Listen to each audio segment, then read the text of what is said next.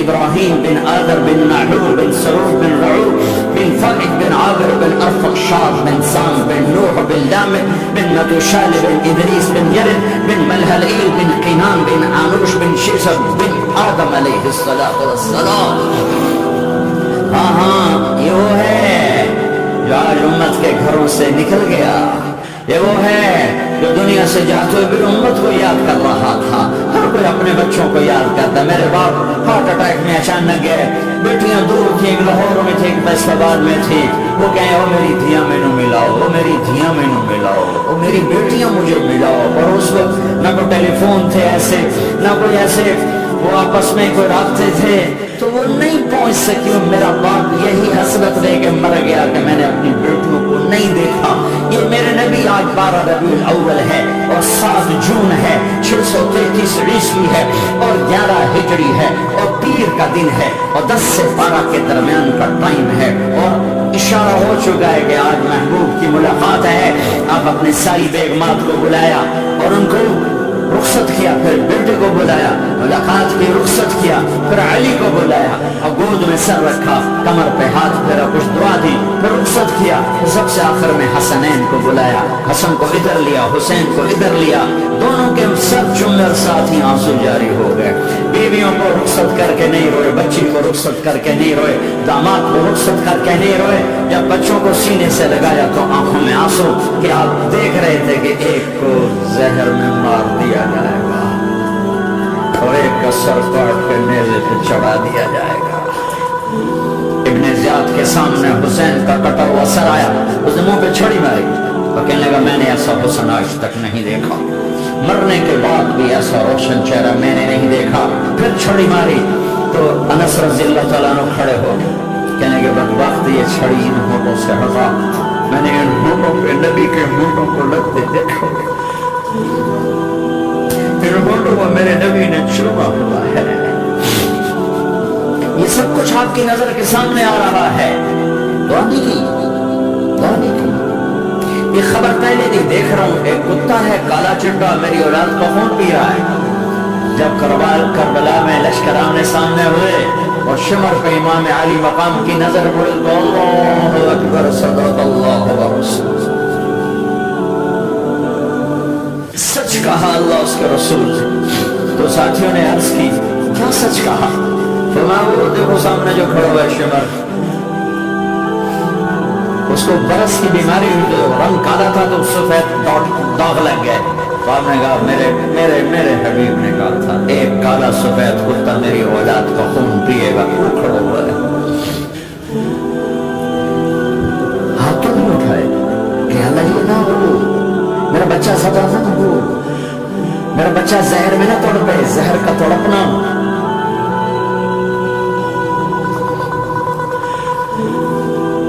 سب کو رخصت کر دیا. جبریل آ گئے، یا رسول اللہ موت کا فرشتہ دروازے پر ہے، اندر آنے کی اجازت چاہتا ہوں. ہاں جہاں موت پوچھ کے جائے کس ہستی کو بلایا ہے چند پاؤنڈ کے پیچھے، جہاں موت پوچھ کے جائے ہم نے کہا آ جائے تو اندر آئے. السلام علیکم یا رسول اللہ، سلام خوش کرتا ہوں. میں نے آج تک کسی کو سلام نہیں کیا، آپ پہلی ہستی ہیں جنہیں سلام کرتا ہوں. میں نے آج تک نہیں کسی کو سلام کیا. یا رسول اللہ آپ پہلی ہستی ہیں، اللہ نے کہا پوچھ کے اندر جانا، پھر پوچھے نہ جانا. یا رسول اللہ مجھے حکم ہے کہ آپ سے پوچھوں، آپ جانا چاہیں تو میں لے جاؤں اور رہنا چاہوں تو میں چھوڑ کے واپس چلا جاؤں. طارق جمیل سے کوئی پوچھے، آپ سے کوئی پوچھے، پوچھا جا رہا ہے. موت پوچھ رہی کہ آؤں کیوں نہ آؤں. آپ نے کہا اگر میں اجازت دے دوں تو میری جان نکالو کہ کھا کے نکالوں گا. تو آپ نے جبریل کو دیکھا، کیا کہتے ہو کیا کہتے ہو؟ تو جبریل نے عرض کیا یا رسول اللہ اللہ آپ کی ملاقات کے شوق ہے. او میرے بھائیو بہنوں، ایسی موت مانگو اللہ سے. جب جا رہے تو نہ خوش ہو رہا، ایسی موت نہ ہو جیسے بھاگا ہوا مجرم پکڑا جاتا ہے، ہتھکڑیاں لگا کے جیل میں لے جایا جا رہا ہے. ایسی موت مانگو اور ایسی زندگی گزارو.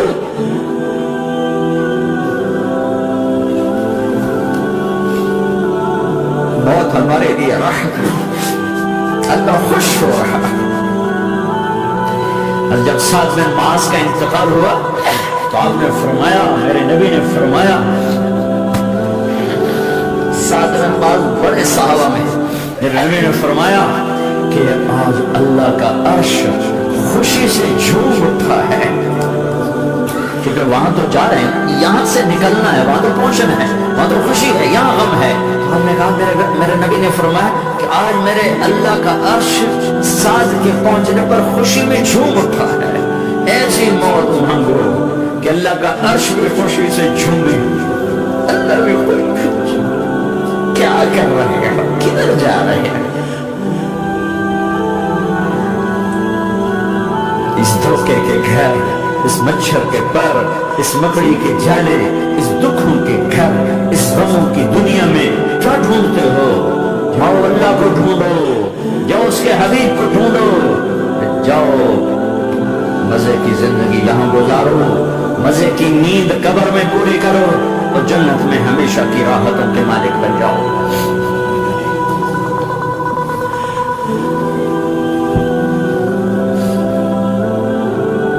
یا رسول اللہ، اللہ ملاقات کے شوق میں ہے۔ تو میرے نبی فرماتے کہ میرے حسنین کا کیا ہوگا؟ میں تو دیکھ رہا ہوں ایک زہر میں تڑپتا ہے، ایک بچوں سمیت نیزے پہ چڑھا ہوا ہے۔ ویسے بھی محرم ہمیں یاد دلاتا ہے کہ اللہ کو راضی کرنے کے لیے آخری حدوں تک پہنچنا بھی کامیابی کا صحرا گلے میں ڈالنا ہے۔ ایک نے فتح کا جھنڈا گاڑا، قیامت تک کے لیے ذلت اس کے ماتھے کا نشان بن گئی۔ ایک نے سر کٹا کے نیزے پہ چڑھایا اور قیامت تک کے لیے عزت کا صحرا گلے میں ڈال دیا۔ کیوں کہ ایک دنیا کی بازی ہارا پر اللہ کو لے کے جیت گیا، اور ایک دنیا کی بازی جیتا اور اللہ کو کھو کے ہار گیا۔ اللہ کو پا لینے کے بعد کوئی ہار نہیں، اللہ کو کھو دینے کے بعد کوئی جیت نہیں۔ اللہ کو اپنا مطلب بناؤ، اللہ کو مطلب بناؤ، اللہ کو مطلب بناؤ، اللہ کو اپنی زندگی کا مقصد بناؤ۔ جبریل واپس جاؤ اور اللہ سے پوچھ کے آؤ میرے بعد میری امت کے ساتھ کیا کرے گا؟ ہائے واہ یا رسول اللہ۔ ہر کوئی اپنے بچوں کے لیے پریشان ہوتا ہے کہ میرے بچوں کا کیا بنے گا۔ آپ کہہ رہے ہیں میری امت کے ساتھ کیا کرے گا میرا اللہ؟ جاؤ اللہ سے پوچھ کر میں پھر جواب دوں گا۔ واپس گئے، جواب آیا کہ اللہ کہہ رہے ہیں کہ ساتھ دوں گا، میرے رب کی عزت کی قسم، اور لاکھوں کروڑوں درود و سلام اس کملی والے کا۔ اگر آپ یہ سوال نہ اٹھاتے آج میں اور تم بھی بندہ خنزیر ہوتے۔